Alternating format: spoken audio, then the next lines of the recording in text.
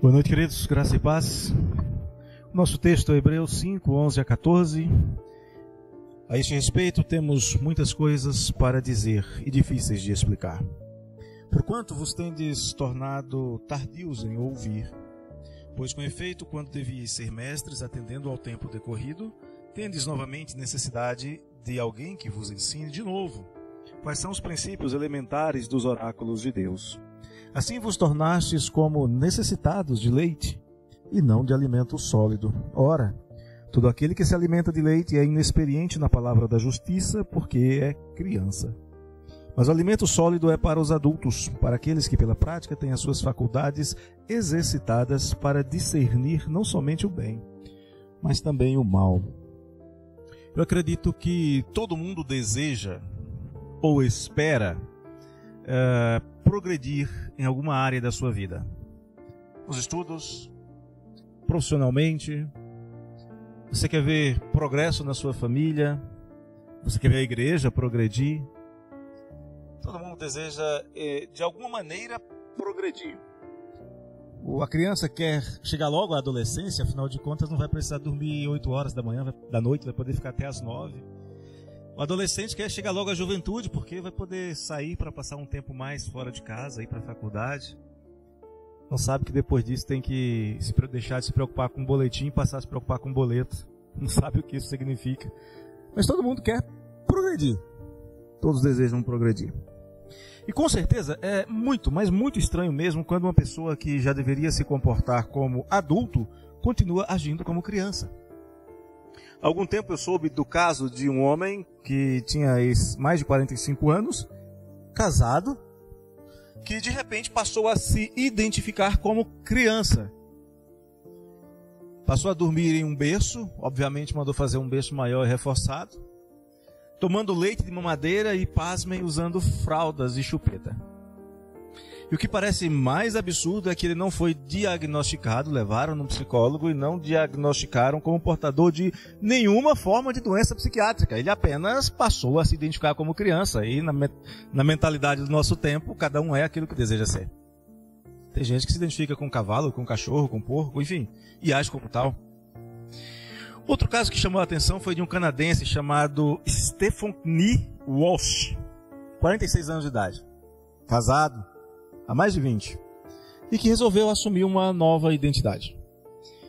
Stephanie passou a se identificar como uma menina de 6 anos de idade. E os anos passavam e continuava se identificando como uma menina de 6 anos de idade. Já era absurdo ele querer ser uma menina de 6 anos, mas continuava sendo uma menina de 6 anos. Eu não quero aqui discutir a questão de sexualidade, porque era um homem que se identificou como uma menina, não é isso. O fato é que pessoas adultas que de repente começam a agir como se fossem crianças é muito estranho. Também tem muitas pessoas adultas que sempre agiram como crianças. Isso já é estranho, com brincadeiras inconsequentes de crianças, com comportamentos infantis. Já é estranho, mas de repente é adulto e começa a agir como criança, é um pouco mais estranho. Isso não é normal. O normal é criança pensar e agir como criança e um dia deixar de ser criança, como diz Paulo escrevendo aos Coríntios, na sua primeira carta, no capítulo 13. E ninguém estranha que uma criança cresça e deixe de agir como criança, passe a agir como adulto. Isso não é estranho. Mas é muito estranho quando crianças crescem em tamanho, acumulam anos sobre anos e nem assim se tornem adultos. Isso é uma anomalia, é uma anormalidade. É muito estranho quando isso acontece. E mais estranho ainda quando essa anomalia não se limita apenas a aspectos emocionais e comportamentais. Também se manifesta em questões espirituais. E é justamente a esse respeito que o escritor da carta aos Hebreus escreve. A sua carta, como a gente pode ver, é uma carta de instrução sólida, profunda, para pessoas experimentadas, mas aparentemente os leitores estavam tendo dificuldade de compreender o verdadeiro valor e alcance do ministério sacerdotal de Jesus. A afirmação do autor é que Cristo é maior do que o homem dos estoicos, maior que o espírito dos gnósticos, A afirmação bíblica é de que Cristo é tudo em todos. E que aquele que está em Cristo não apenas frutifica, mas para frutificar, quem está em Cristo precisa crescer. Aliás, se você olhar nas Escrituras, crescimento é uma das características do crente. Crescer na graça e no conhecimento do Senhor e Salvador Jesus Cristo é uma característica do crente. Pedro escreve isso na segunda carta, no capítulo 3. Crescer e continuar crescendo até alcançar a estatura adequada em Cristo Jesus também é bíblico, está em Efésios, no capítulo 4. Eu quero propor aqui, espero que o nosso tempo seja suficiente, eu quero propor 4 princípios para o amadurecimento espiritual. Eu tenho plena convicção de que se você colocar em prática esses 4 princípios, porque eles são bíblicos, eles produzirão resultados. Quanto tempo para produzir resultados, pastor? Não sei, mas produzirão resultados. Depende de você, depende do plano de Deus na sua vida. Mas se você colocar em prática, eles vão produzir resultados. Primeiro, ouça com atenção. Ou dizendo de outra maneira, deixa de ser lerdo para ouvir. Deixa de ser preguiçoso. Verso 11, a este respeito temos muitas coisas que dizer e difíceis de explicar, porquanto vos tendes tornado tardios para ouvir. Presta atenção. Literalmente é isso que ele está dizendo. Todo professor, e que nós temos alguns, já se deparou com aquele aluno que parece estar na sala de aula somente para tirar a concentração do professor. Eu já encontrei alguns assim. Parece que está ali só para tirar a nossa concentração. E o professor está ali profundamente envolvido na explicação de um assunto que, pelo menos para o professor, é extremamente apaixonante. E de repente, ao olhar para a sala, ele vê o aluno. E o aluno está assim. Ou então o aluno pegou o lápis e a caneta e está brincando de amolecer o lápis, sabe? Aquela brincadeira de ficar com o lápis mexendo devagarzinho, parecendo que o lápis fica mais mole. Uma ilusão de ótica. E de repente... E esse aluno, o professor já conhece, hoje já não tem mais isso, mas na minha época tinha os chamados repetentes, 2, 3, 4 anos no mesmo ano. Esse aluno está ali fazendo círculos com os olhos, olhando o voo da mosca, enfim. Aí no fim da explicação, quando o professor pergunta se alguém tem alguma pergunta, ele é o primeiro a dizer que não tem, que ninguém tem dúvida nenhuma. Prestou atenção em nada, não sabe nada. Tem dúvida, gente? Não, tem não, professor. Tudo bem. Mas se o professor fizer alguma pergunta para ele, a resposta vai ser insatisfatória. Ele sequer ouviu o que estava sendo explicado, não sabe qual é o assunto, talvez tente enrolar na resposta, como fazia aquele personagem lá da escolinha do professor Raimundo, o Rolando Lero. Rolando Lero era cômico, e era para ser mesmo, era um programa humorístico, mas na realidade, na vida, é lamentável. E na vida espiritual, então, pior ainda. E infelizmente acontece mais do que imaginamos, e os resultados são eternamente trágicos. Pense, por exemplo, em você ir na casa de uma pessoa, sem GPS. E a pessoa está falando com você ao telefone, está explicando detalhadamente para você qual é o caminho, e você, ao mesmo tempo, vê algo surgir na sua frente, uma coisa muito engraçada, uma coisa muito trágica, muito triste, e a pessoa está te dando as instruções, e você está vendo as coisas acontecendo. Quando a pessoa termina as instruções, pergunta para você, tudo certo, vai chegar? Vou chegar. Aí você põe o pé na estrada. Você não saberá nem como ou quando perguntar para alguém como é que faz para chegar lá. Aí você vai ter que passar aquela vergonha santa de ligar para a pessoa e falar, estou perdido, me instrua de novo, me ajuda. Você não prestou atenção. O escritor chama essas pessoas de noutros, indolente, preguiçoso. E para esses, tudo é dishermeneutos. Dishermeneutos. Palavra esquisita, mas você conhece ela. Deixa eu falar de hermenêutica. A prática de interpretar um texto. A prática de entender o texto. Para esses noutros, tudo é dishermeneutos. Tudo é ininteligível. Não dá para entender. Mas claro que não dá para entender. Não dá para compreender. E por que que não dá para compreender? Simplesmente porque não presta atenção. São incapazes de compreender porque não prestam atenção. As palavras chegam aos ouvidos, as frases fazem sentido, mas não conseguem compreender o ensino, qual é o princípio, qual é a orientação da palavra de Deus para eles, para que eles possam experimentar a boa, perfeita e agradável vontade de Deus em suas vidas. Eles não sabem como se desenvolver espiritualmente porque não sabem explicar e nem aplicar a palavra de Deus em sua vida. Então, o primeiro princípio, sumamente importante para o seu desenvolvimento, para o seu crescimento espiritual, para o seu amadurecimento é: ouça com atenção. Eu sei que em nossos tempos tecnológicos ficou até mais fácil. Antigamente, se você se distraísse no momento da pregação, perdeu. Hoje você pode chegar em casa, abrir o seu celular, o seu computador e assistir de novo. E se tiver um trecho que você não entendeu, você pode voltar 2, 3, 4, 5, 10 vezes. Ou seja, não aprende, não presta atenção, se não quiser. Primeiro princípio: ouça com atenção. Não seja como os nécios e duros de coração dos dias de Isaías, que ouviam, mas não davam atenção, não entendiam. Então ouça. Primeiro princípio: se você ouve a palavra de Deus com atenção, eu tenho certeza que já há um passo inicial no processo de crescimento espiritual. Segundo princípio: se esforce por aprender. Não seja preguiçoso, não seja acomodado. É o verso 12. Pois com efeito, quando devias ser mestres, atendendo ao tempo decorrido, tendes novamente necessidade que alguém vos ensine de novo. Olha só a ênfase: novamente de novo.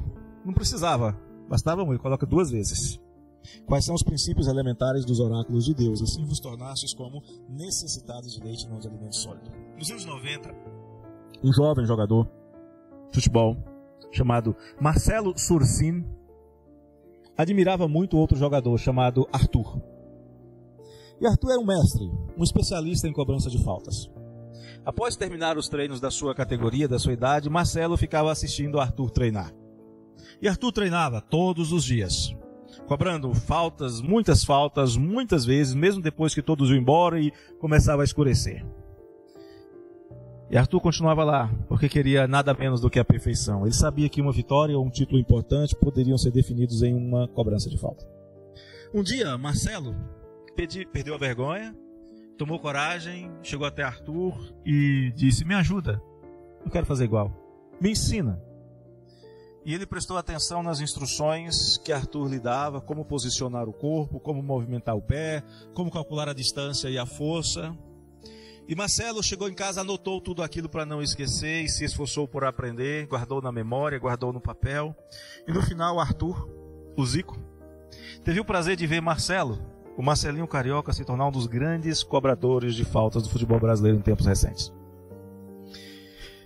Temos um princípio aqui: os hebreus, especialmente os hebreus que eram educados na lei, deveriam ser os primeiros a abraçarem o evangelho, as boas novas da salvação. Por quê? Porque a salvação veio dos judeus, deveriam abraçá-la. Jesus, o Salvador, o Messias tão aguardado, veio para os que eram seus. Eles não o receberam. E depois de toda a história hebraica, depois de todo o tempo que eles já tinham de conhecimento da lei, alguns já tinham conhecimento do evangelho, e provavelmente nessa comunidade de judeus crentes havia irmãos com problemas de endurecimento do coração. Ele trata isso antes no texto. O autor diz que eles já deveriam ser mestres, que eles não precisavam de novo ser ensinados novamente, mas eles tinham carências ainda, tinham deficiências em seu aprendizado, tinham deficiências em sua fé. Eles falhavam em sua responsabilidade de se tornarem mestres qualificados para ensinar, parecendo-se com muitos alunos de universidades públicas que se tornaram estudantes profissionais. Passam anos e anos e anos dentro dos diretórios estudantis, nunca concluem um curso, nunca ensinam ninguém a não ser fazer política dentro da universidade e não têm utilidade nenhuma para a sociedade. Não progridem, não concluem. Os hebreus deveriam ser mestres porque eles tinham os oráculos de Deus, tinham a palavra de Deus e mesmo assim ainda precisavam do alimento mais básico. Isso ainda acontece com muitos membros de igreja que passam décadas e ainda são incapazes de ensinar, e ainda permanecem estagnados. Têm as mesmas indagações, as mesmas perguntas. 30 anos atrás fizeram uma pergunta para um pastor e hoje vão fazer a mesma pergunta. Nunca progridem no conhecimento. E não é por deficiência intelectual, porque alguns são capazes de fazer cursos, passar em concursos, têm as suas profissões e vão bem nas suas profissões. Lá se esforçam. mas aqui não se esforçam para aprender a palavra de Deus. O segundo princípio é que se você quer amadurecer na fé, na doutrina, no conhecimento, ouça com atenção, mas se esforce por aprender. Lembra do que fez o jovem Marcelo? Se esforçou por aprender. Terceiro princípio, não se contente com a superficialidade. Procure profundidade. Verso 13, ora, todo aquele que se alimenta do leite é inexperiente na palavra da justiça, porque é criança. Essa metáfora do leite, ela é muito comum nas Escrituras. Para falar de alguém que é jovem, de alguém que é inexperiente, que está dando os primeiros passos, que precisa de cuidados. Paulo fala sobre isso quando escreve aos Coríntios, 1 Coríntios 3. Pedro também se refere ao leite como alimento de iniciantes, em 1 Pedro 2. Alimento de quem ainda não tem no seu organismo as ferramentas necessárias para um alimento mais consistente. Você não vai pegar uma criança recém-nascida e dar um pedaço de costela para ela. Não. A menos que seja louco. Mas com exceção de crianças doentes, todas as crianças do mundo inteiro, quando tem disponibilidade, claro, são alimentadas com leite, inicialmente.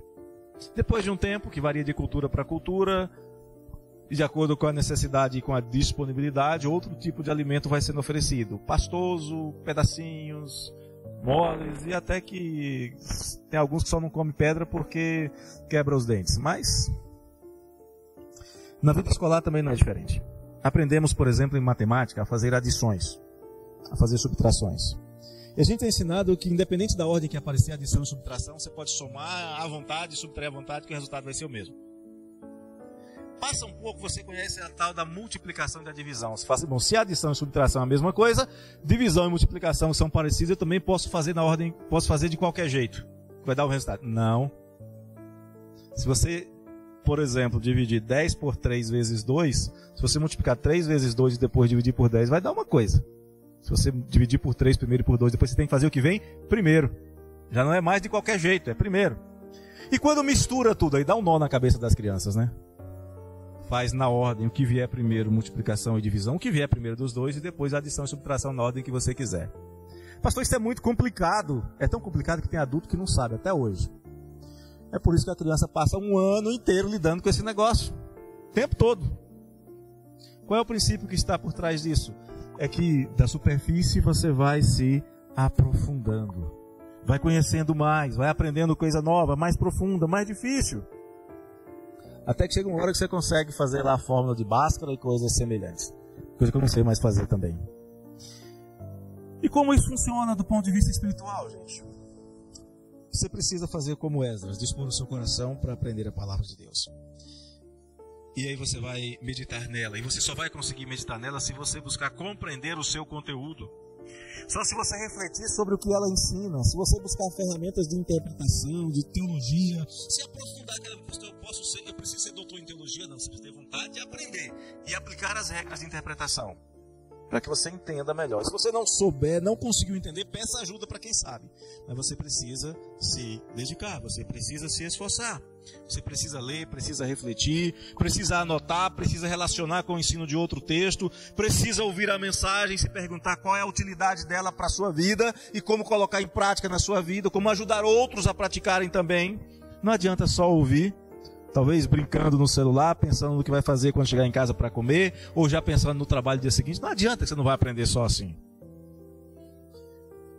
E às vezes você é tão bom em outras coisas, conhece tão profundamente as técnicas da sua profissão, mas não se dedica minimamente para aprender profundamente a palavra de Deus, que é poderosa para salvar e que vivifica o coração do pecador. Talvez você pense assim, mas eu não consigo. Como não? Como assim não consegue? Se a Escritura diz que você deve fazer isso, é porque Deus sabe que você consegue. Mas só vai conseguir se Cristo habitar ricamente no seu coração. Se você estiver alicerçado e enraizado em Cristo. E se você tiver a firme disposição de conhecer cada vez mais a palavra de Deus. Se aprofunde. Temos mais um princípio, que é o último dessa noite. Se exercite. Não se acomode. Verso 14. O alimento sólido é para os adultos, para aqueles que pela prática têm as suas faculdades exercitadas para discernir não somente o bem, mas também o mal. Criança, quando começa a comer leite, engole direto. Se você der papinha, ela engasga. Depois de um tempo você dá a papinha, você não dá pedaço, porque senão ela engasga. Depois de um tempo você pode dar metade de um boi, que ela não engasga mais, porque ela foi se exercitando e se desenvolvendo. Quero concluir com uma história pessoal. Acredite você ou não, isso aconteceu há 38 anos atrás. Essa época agora, outubro para novembro, está completando 38 anos. Um pouco antes, alguns meses antes, eu fiquei com nota abaixo da média em matemática. E olha que eu gostava muito de matemática. Mas aconteceram alguns problemas. Tirei nota baixa em matemática. Menor nota que eu tinha tirado até então. Primeira nota vermelha da vida. Eu fiquei profundamente decepcionado comigo. Fiquei preocupado. E tomei a decisão, 11 anos de idade, tomei a decisão de consertar aquela burrada que eu havia feito. Até para que a minha querida mãe, Dona Antônia, não resolvesse me disciplinar quando voltasse. No final do ano ela poderia me disciplinar, eu não queria passar por isso também. Procurei meu professor e disse: professor, eu preciso estudar mais matemática. Passa uma tarefa para mim, eu quero estudar para a prova, eu quero me preparar para a prova. Véspera da prova, uma semana antes, segunda-feira, ele me entregou 40 questões de matemática. Regra de 3 simples e composta. Eu fiz as 40 questões, ele costumava ficar bem próximo de casa, num salão de cabeleireiro, batendo papo e tal. Eu fiz as questões e levei para ele. Na terça-feira ele me deu mais 40.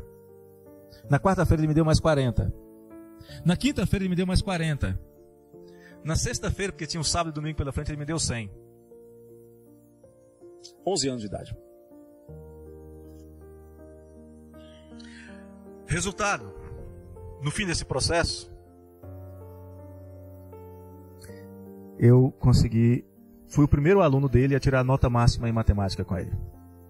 Ele falou isso na sala para todo mundo. Nota máxima. Passei do ano sem ficar de recuperação, como a gente falava na época. E se eu conseguir, eu sei que não foi porque eu era mais inteligente do que os colegas. Não era isso. Eu estudei mais. Eu me preparei mais. Eu me exercitei mais. Nesse texto eu quero destacar algumas palavras que eu acho que são muito importantes.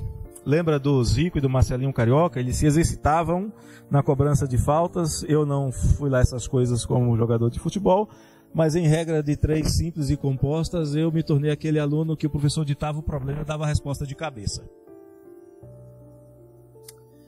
Por causa dos exercícios, que nos lembram que sem exercício não pode haver desenvolvimento. Se você não se exercitar na palavra de Deus, você não vai ter amadurecimento. Não vai ter crescimento espiritual. A primeira dessas expressões que tem aqui no texto é alimento sólido, em contraste com leite. O que o escritor está dizendo é que existe alimento sólido. Ele está dizendo que a vida espiritual não é só engatinhar, não é só balbuciar, é progredir, é crescer, é amadurecer. Ficar sempre no leite é ter uma vida espiritual deficiente, doentia, frágil e dependente. E o propósito de Deus não é esse.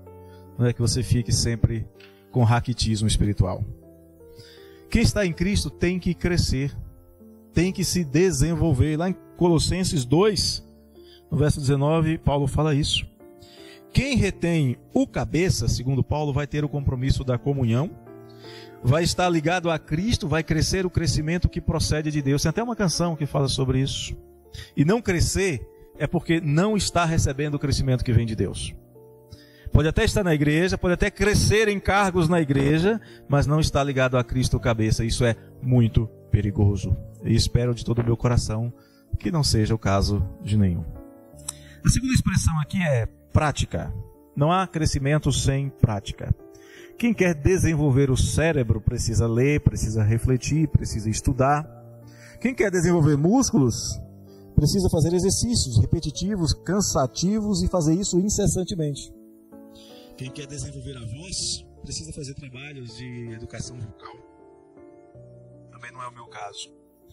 Quem quer crescer espiritualmente precisa praticar a palavra de Deus, como fez Esdras, que resolveu conhecer e praticar a palavra de Deus.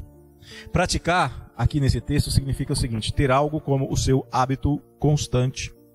Praticar aqui significa ter o poder de fazer algo com uma capacidade adquirida pela repetição constante. Espero que você esteja praticando a palavra de Deus e não sendo somente ouvintes, como Tiago nos orienta. Porque sem praticar, ninguém cresce espiritualmente. E a terceira palavra é exercitar, que em grego é gymnazo. Dessa palavra deriva a nossa palavrinha ginásio, lugar de exercícios vigorosos e adequados para quem quer atingir um objetivo. Você vai crescer espiritualmente se você se dedicar a exercícios constantes e vigorosos, a exercícios apropriados. E por que exercícios apropriados? Muito simples. Quem quer ser um corredor vai precisar exercitar-se na corrida. Quem quer ser um lutador vai exercitar-se no combate. Quem levantar peso vai exercitar-se em musculação e levantamento de peso. Quem quer crescer espiritualmente precisa exercitar-se na palavra do Espírito. Essa palavra que o próprio escritor aos Hebreus já disse que ela é útil, que é eficaz e que cumpre o seu propósito. Então exercite-se nela. Qual é o propósito da palavra de Deus? É habilitar o homem de Deus para que ele seja perfeito, para que ele seja perfeitamente treinado, para que ele seja perfeitamente habilitado para fazer o que ele deve fazer, para fazer toda a boa obra, para efetuar a boa obra para a qual ele foi criado em Cristo Jesus. A boa obra que o Senhor designou para que nós andássemos nela. 4 princípios, quero lembrar concluindo. Se você quer mesmo crescer espiritualmente no conhecimento de Deus e da sua palavra, na fé, na comunhão, na adoração, na certeza da vida eterna, então guarde esses 4 princípios. Primeiro, ouça com atenção a palavra de Deus. Segundo, esforce-se para aprender a palavra de Deus. Terceiro, conheça profundamente a palavra de Deus e o Deus da palavra. E quarto, exercite-se constantemente na palavra. Se você fizer isso, você cresce. Se você não fizer sem isso, você certamente vai estagnar. Vai sofrer de raquitismo espiritual. Isto é, se de fato tiver vida espiritual, porque eu duvido que alguém tenha nascido de novo, nascido do Espírito, nascido pela palavra, pela pregação da palavra e não queira ouvir a bendita palavra de Deus, que não queira aprender a palavra de Deus, que não queira conhecer a palavra de Deus e que não queira se exercitar na palavra de Deus. Isso é coisa de crente, só de crente. Eu espero que o desejo do nosso coração seja aquele que Pedro fala na primeira carta, capítulo 2, que a gente deseje ardentemente a palavra de Deus. Como criança recém-nascida, chora, clama pelo leite, nós também desejemos o alimento espiritual para que tenhamos crescimento para a salvação. Mas isso é para aqueles que têm a experiência de que o Senhor é bondoso. Coisa de crente.